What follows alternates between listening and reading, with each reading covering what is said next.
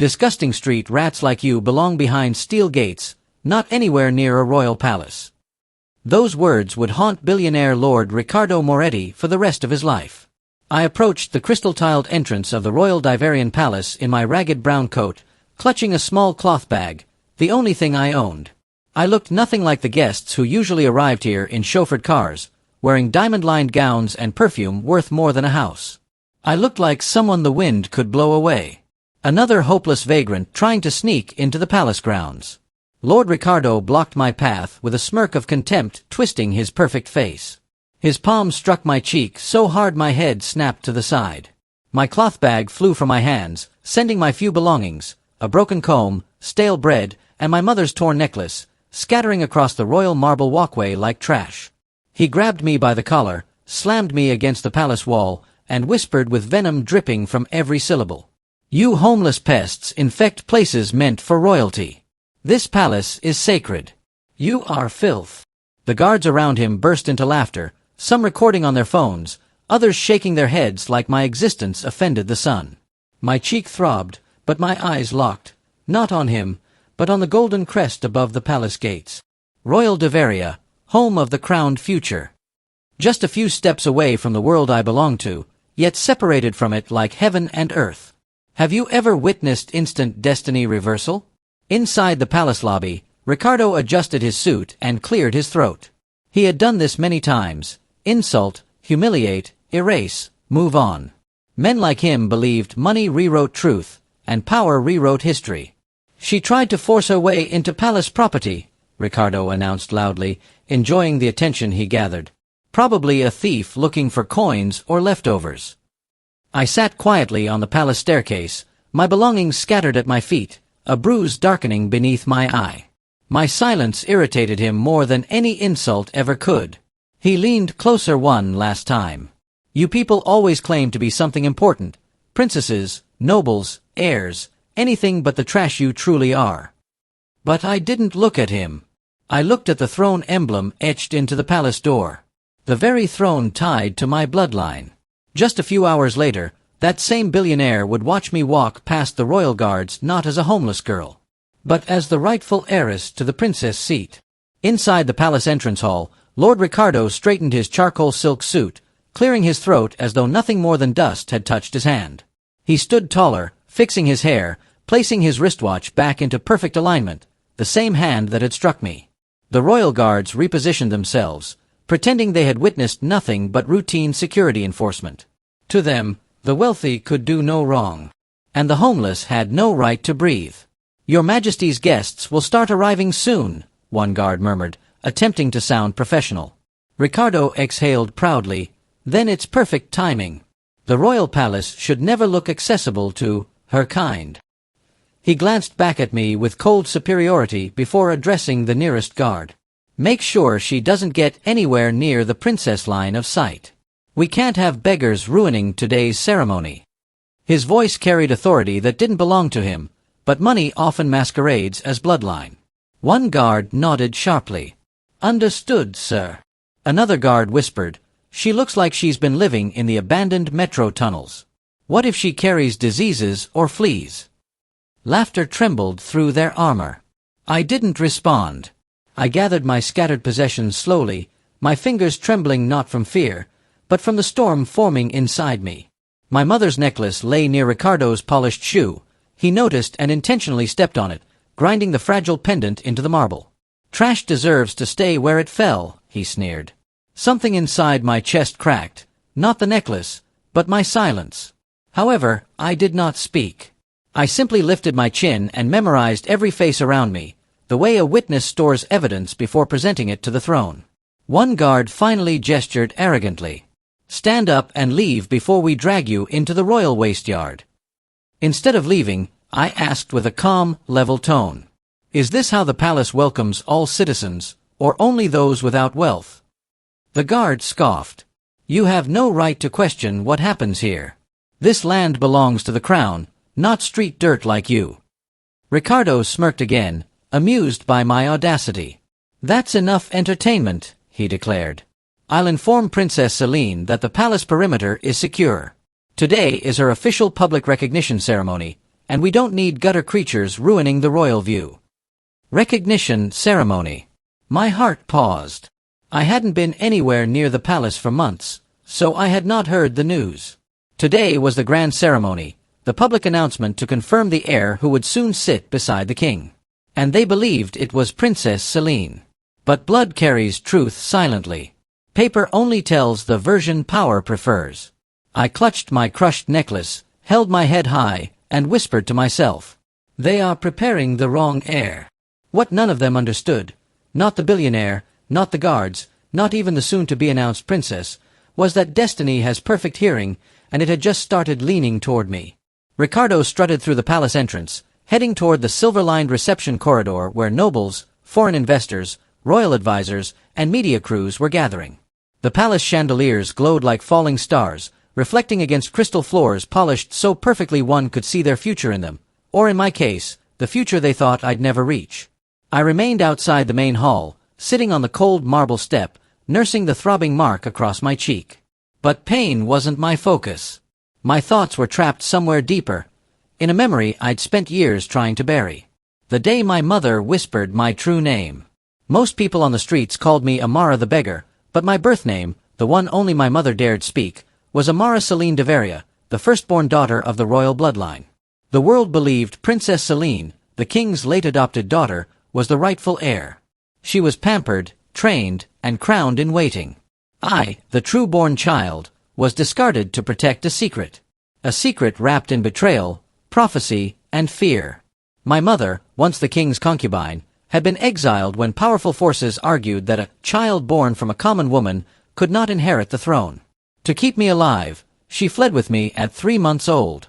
We lived quietly on the outskirts, until illness took her before she could prove my identity.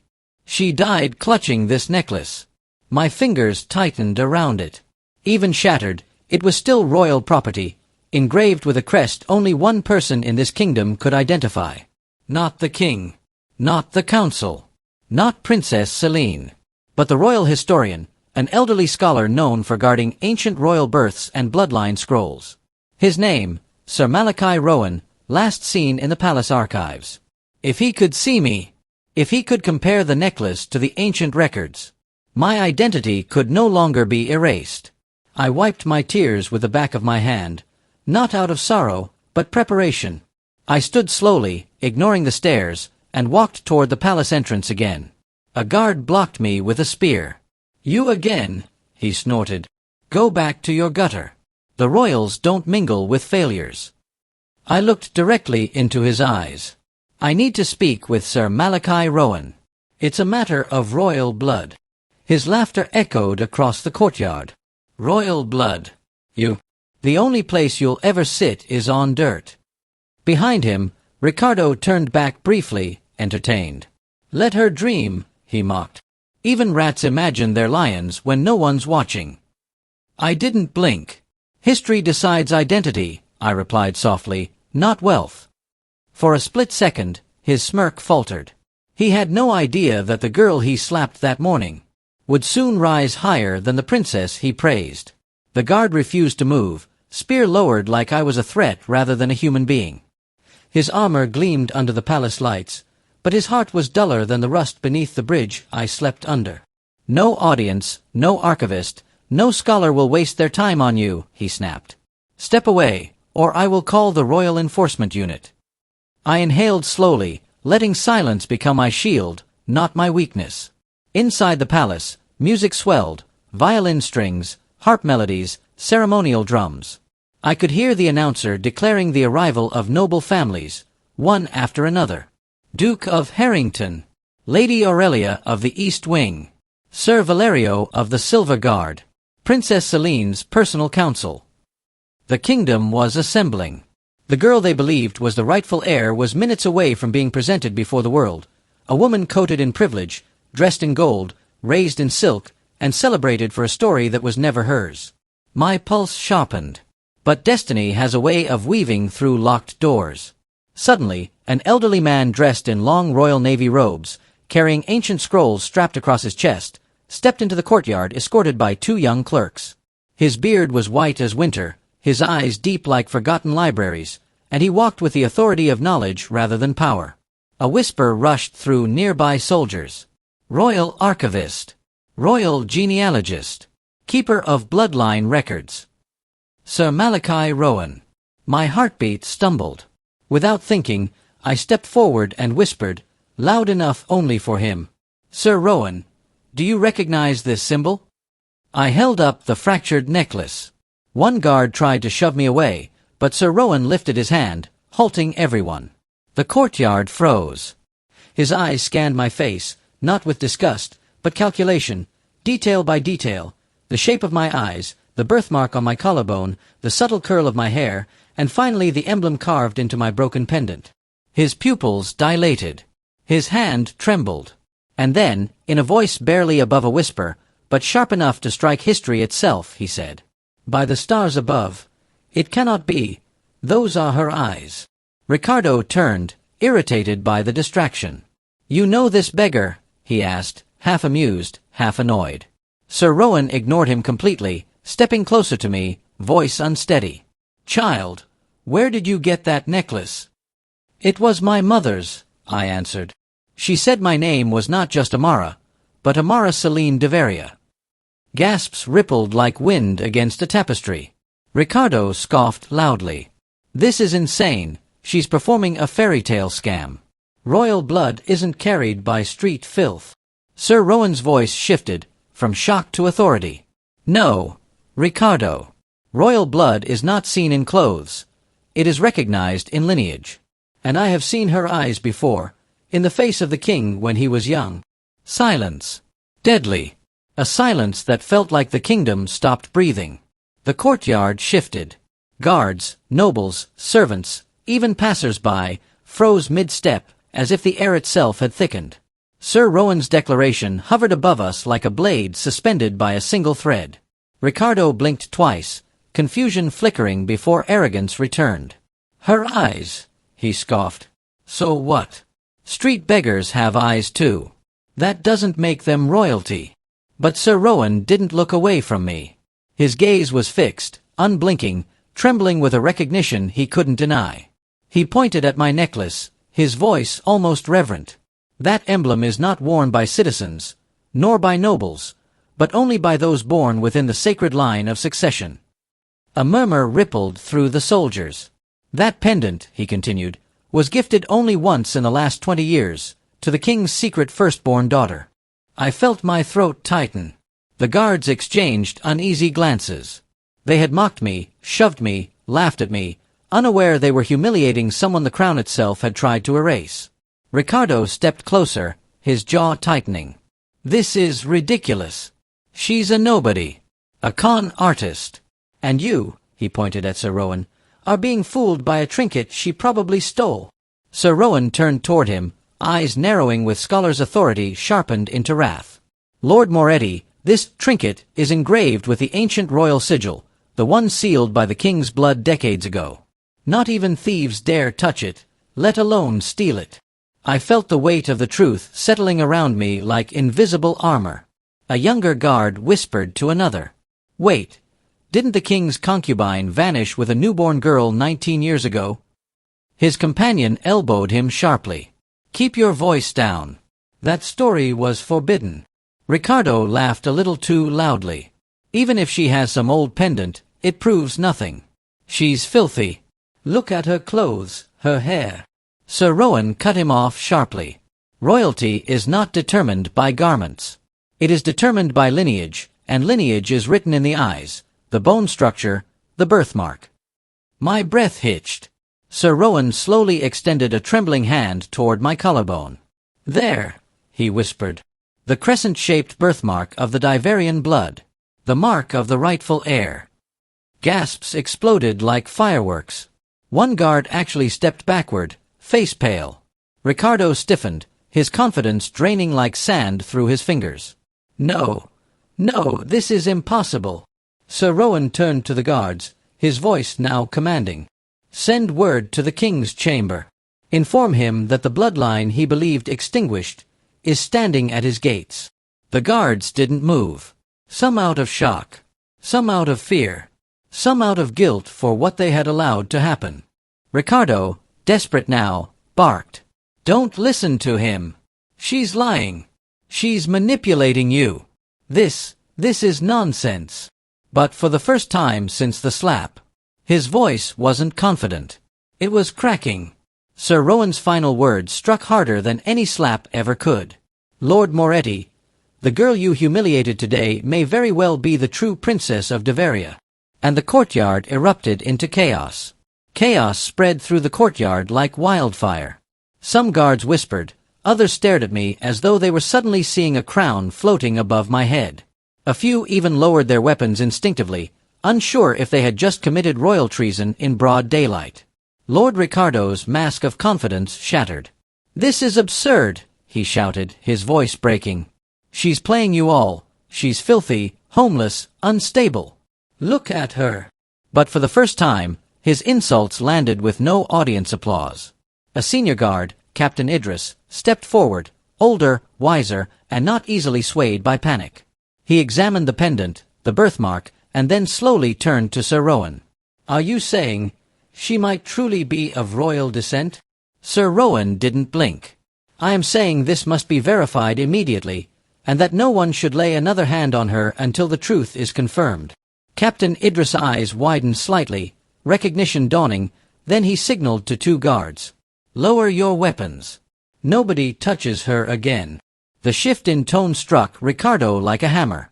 Have you all lost your minds? He barked. Do you even know who I am? I fund half the palace events. My investments keep these walls standing. Sir Rowan turned slowly, voice calm but lethal. Gold can build a palace, Lord Moretti, but it cannot create a crown. Ricardo's face flushed red with humiliation, the same humiliation he had intended for me. You're making a mistake, he hissed through clenched teeth. Do you really think the king will welcome a homeless girl claiming royalty? She'll be laughed out of the throne room. Captain Idris shook his head. That decision belongs to the king, not to you. One of the younger guards whispered nervously. What if it's true? That would mean... Another finished. We may have just assaulted the real heir. A silence heavier than armor followed. Ricardo took one step closer to me, whispering sharply so only I and Sir Rowan could hear. You think royalty will accept someone who slept in tunnels and begged for scraps? Then he smirked, voice dripping with venom. No throne wants a princess with dirty blood. Sir Rowan's voice sliced through the air. Blood is not dirted by poverty, only by cruelty. Captain Idris' patience snapped. That is enough. Guards, escort Sir Rowan and the girl to the palace's private verification chamber. Lock all exits. No one speaks of this outside official protocol. Ricardo lunged forward in protest, but two guards blocked his path. Stay back, Lord Moretti, Idris ordered. This investigation is now a matter of royal security. The palace bells began to toll, not the ceremonial rings meant for celebration, but the deep, urgent rings reserved for classified royal emergencies. The nobles went silent. The guards stiffened. Ricardo's confidence evaporated. And for the first time in years, I didn't feel invisible. I felt summoned. I was escorted through a long marble corridor deep inside the palace, Sir Rowan walking beside me with guarded urgency. Captain Idris led the way while two elite guards flanked our sides, not holding me like a criminal this time, but protecting me as someone who might matter. The further we walked, the quieter the palace became. The lively music, the laughter of nobles, the ceremonial chatter, all faded behind thick ancient doors. Only the echo of our footsteps traveled with us. We finally stopped before a massive iron-bound door guarded by royal crest seals. Idris placed his palm on a biometric plate, then entered a code known only to high-ranking officials. Verification chamber, bloodline classification room, Sir Rowan whispered. I felt my lungs tighten. Inside, there were no gold decorations, no luxurious carpets, only cold stone, ancient scroll cabinets, enchanted steel filing drawers, archived birth records, and a magical genealogy pillar that stood in the center of the room, engraved with royal scriptures. This was not a place of celebration. It was a place of proof, or destruction. A palace scribe entered moments later, sealing the door behind her. Protocol 17A has been activated, she announced. All actions from this point forward will be recorded as state property. Nothing said here may be altered or erased. Sir Rowan stepped forward, placing my pendant onto a crystalline pedestal where symbols began to glow softly. This pendant, he said formally, bears the original crest of Queen Seraphina, the king's first love, believed dead 2 decades ago. It was passed to the child she birthed, a child the palace claimed was never born alive. He turned to face me. Amara, your mother's name? Leora, I answered, voice shaking. All 3 adults in the room froze. The scribe gasped and nearly dropped her quill. Sir Rowan spoke first, voice trembling with reverence. Leora was Queen Seraphina's hidden sister, a royal of equal blood. Her existence was erased from public record after a forbidden marriage dispute within the council. Captain Idris removed his helmet, stunned. You mean, she was not a random concubine? Sir Rowan shook his head. No. She was second in blood after the queen, and thereby, her daughter would outrank any adopted successor. My knees weakened, but not from fear, from truth finally breathing. Sir Rowan turned toward the genealogy pillar and retrieved a small ceremonial knife. Only blood will decide now. He gestured for my hand. My pulse pounded, but I offered it. A small cut was made, and my blood dropped onto the glowing inscription. For a moment, nothing happened. Then the pillar flashed violently, ancient runes twisting, rearranging, and burning into a final name. Amara Celine de Veria, firstborn heir of the crown. The scribe fell to her knees. Captain Idris bowed his head. Sir Rowan shut his eyes in silent confirmation. And outside the sealed door, unaware of what had just been unlocked, Princess Celine was being prepared to walk on stage, to accept a seat that no longer belonged to her. The verification chamber's final rune faded into stillness, leaving behind the name that had been erased from history.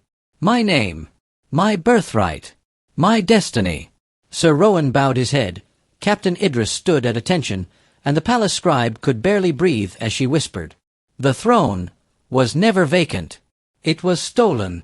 For the first time, I felt my heartbeat not as fear, but as recognition. Sir Rowan touched my shoulder gently. It is done. From this moment, no one may address you as anything other than your highness, until the king speaks for the kingdom. A tremor passed through me. For years I had been unseen.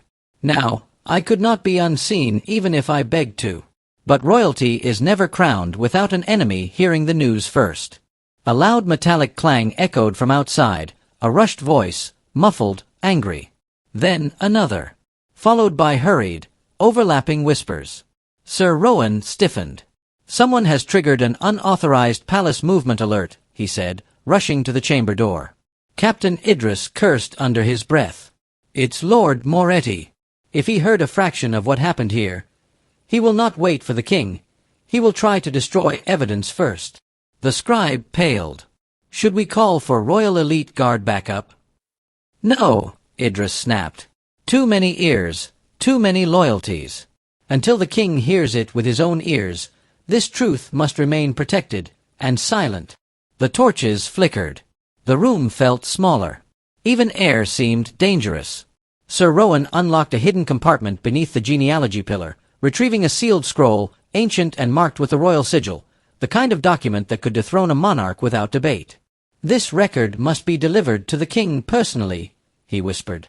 But if Moretti reaches him first, he will twist the narrative. He will paint her as a threat, a liar, perhaps even an enemy agent. Idris nodded grimly. He's powerful enough to manipulate half the court. I swallowed. And what about the other half? Sir Rowan looked directly into my eyes. The other half will follow whichever side looks safest. Suddenly, footsteps thundered down the hallway, fast, urgent, deliberate. Captain Idris immediately pulled his sword halfway from its sheath. That's not palace medical, he whispered. That's armored stride cadence. Someone knows. The heavy footsteps stopped directly outside the chamber door. A furious voice followed. Open this door. I demand entry, now. Ricardo. His voice wasn't confident this time. It was wild. Threatened. Cornered. Open this door, or I will have every one of you court-martialed by sunset.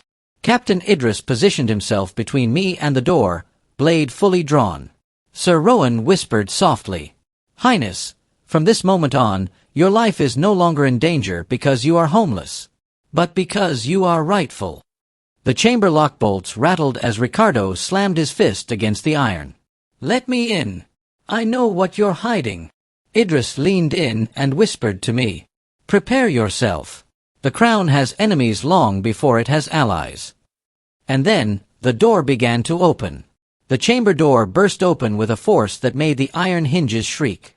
Lord Ricardo stormed in, his face burning with fury and desperation, followed by 2 palace guards who looked unsure whether they were escorting him or trying, unsuccessfully, to restrain him.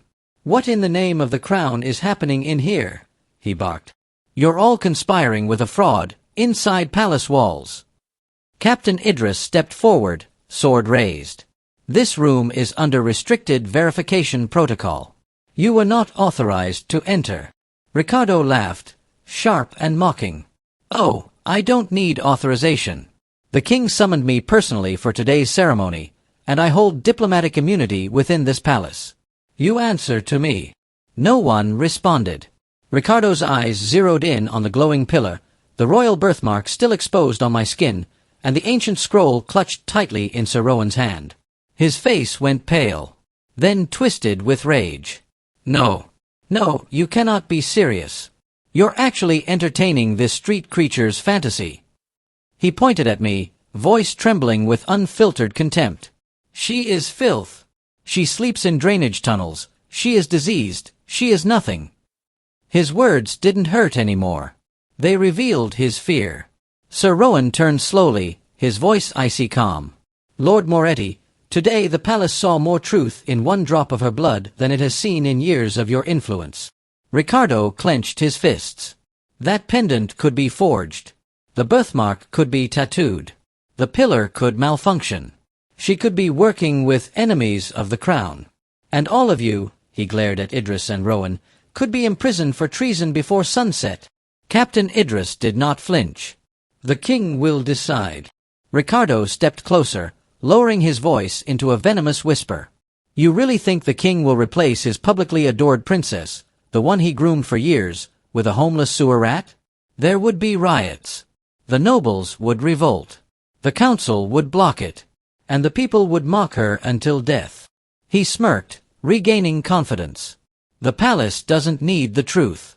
It needs stability. And I provide that." Sir Rowan spoke calmly. "The truth does not require approval. It only requires daylight." Ricardo's mask cracked.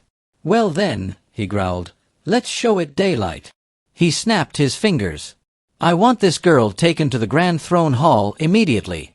If she wants the crown, she will face the king and every noble in this kingdom, today." Idris hesitated. Sir Rowan whispered urgently to him, "This is not the controlled disclosure we planned." Ricardo smirked wider. "Oh no. No secrecy. No quiet papers. No private conversation. Let the entire palace witness her humiliation, and watch the king deny her himself." He stepped toward me, leaning close so only I could hear. "You think you're walking into glory, but you're walking into execution." I didn't blink. Or coronation. For the first time, he stepped back. The order was given. In seconds, 2 palace guards stepped to my sides, but not with chains this time, nor with cruelty. They moved with uncertainty, fear even, as though touching me incorrectly could rewrite their fate. Ricardo marched ahead triumphantly, shoulders squared, convinced he now controlled the narrative. Captain Idris whispered to me, so low only I could hear, "Your Highness, do not let them see fear. The throne does not tremble." The words settled inside me like steel. The heavy doors swung open, revealing a grand hallway leading to the throne hall. Gold pillars, velvet banners, chandeliers dripping crystal light, and portraits of every monarch who had ruled for centuries. Their painted eyes followed us, silent judges of inheritance and betrayal. Word began to spread as we walked. First the palace maids. Then the decorative attendants. Then the nobles. Then the council members. Faces turned, whispers rose like wind around a storm. Who is she? Is she under arrest? No, Look at the guard formation. Why does the royal archivist stand with her? Why do they look protective?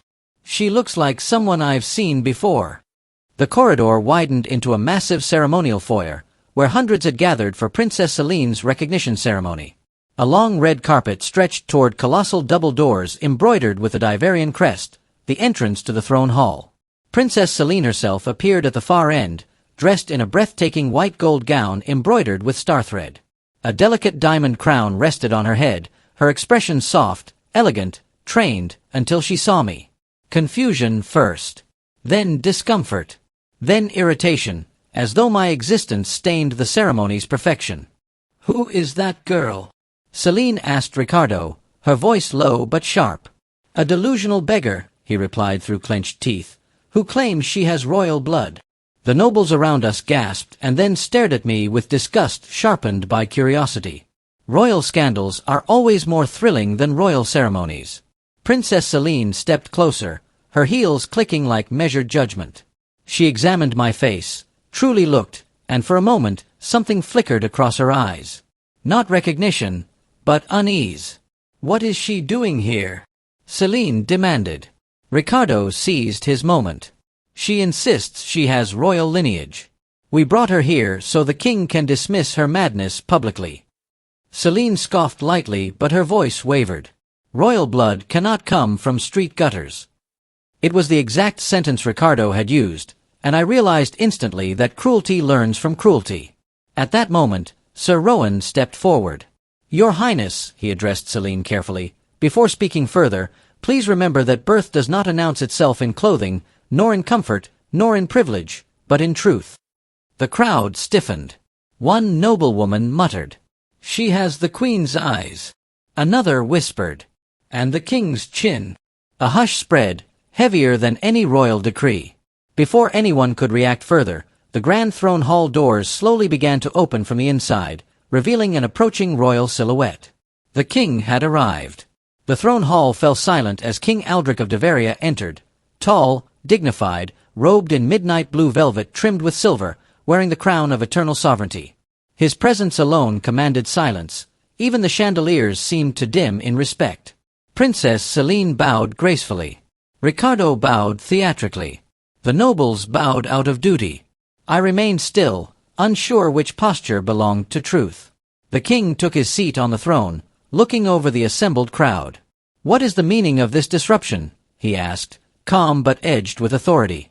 "The people await the princess' public recognition. Why has the royal procession been halted?" Ricardo stepped forward before anyone else could speak. "Your Majesty, forgive the interruption. We encountered a homeless girl attempting to infiltrate the palace claiming she has royal blood." He gestured toward me, lips curled in triumph.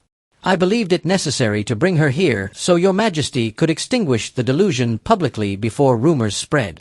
The king's gaze settled on me, not hostile, not welcoming, simply analyzing. Sir Rowan stepped forward. "Your Majesty, with utmost respect, this is no ordinary claim. Protocol 17A was executed in the verification chamber. Evidence has been gathered." A wave of whispers rippled through the crowd. Princess Celine's fingers tightened around her gown. The king's eyes sharpened. "What evidence?" Sir Rowan produced the ancient bloodline scroll and the pendant. "This child carries the birth pendant of Queen Seraphina's sister, Leora, and bears the Nigerian crescent birthmark. The genealogy pillar recognized her blood as true heir. Her name," he paused, voice steady, "is Amara Celine de Varia."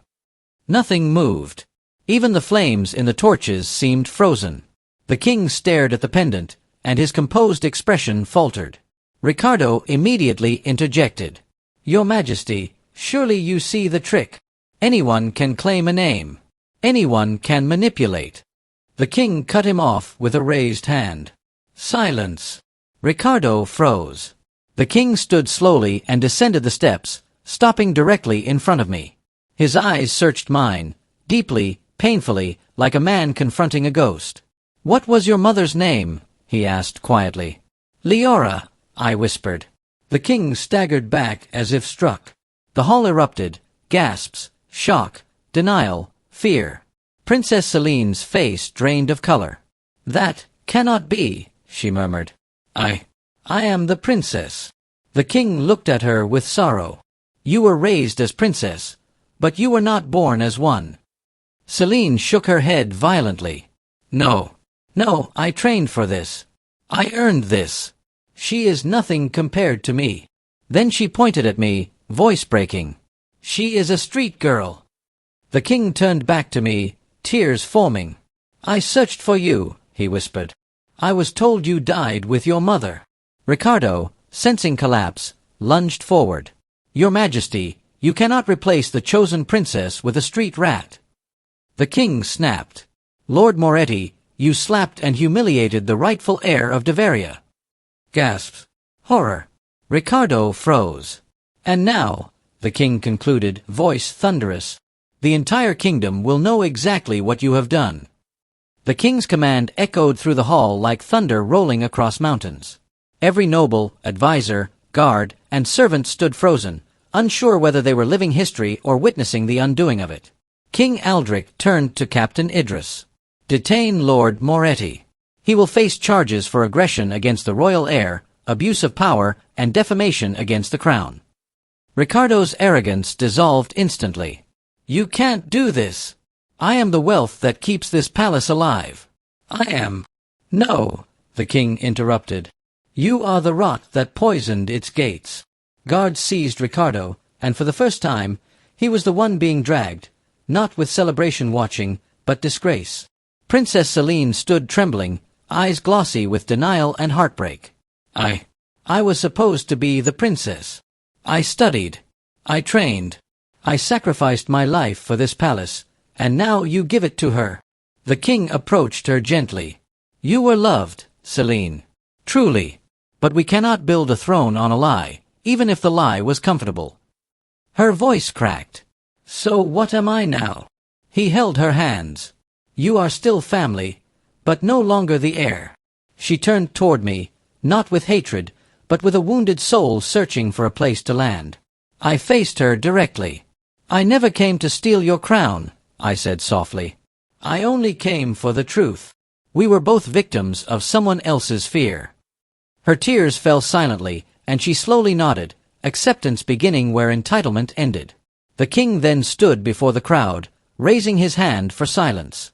For 19 years, our true heir lived among suffering, hunger, and humiliation. Yet she stands today with more dignity than those who carried diamonds. He motioned toward me. "Kneel." My pulse trembled. Every humiliation, every cold night, every insult, had led to this moment. I knelt. The king lifted the crown of eternal sovereignty, the same crown forged by the first Diverian monarch, and spoke. "By blood, by truth, and by the will of the kingdom, I name you Amara Celine Deveria, princess and future queen of Deveria." The crown touched my head, not lightly, but with purpose. The hall bowed, not out of habit, but out of recognition. When I rose, my voice shook with strength I had earned, not inherited. To every soul outside these walls who sleeps hungry, who walks invisible, who is mocked for existing, hear me. Royalty is not defined by where you are found, but by who you are born to become. And from this day forward, Deveria's gates will not be guarded by cruelty, but justice. The hall erupted in thunderous applause. For the first time, I didn't feel like a beggar in a palace. I was the palace. If you enjoyed this story, please like the video, subscribe, and share your thoughts in the comments. What would you have done in this person's place? I'd really love to hear your opinion. Big hugs, and see you next time.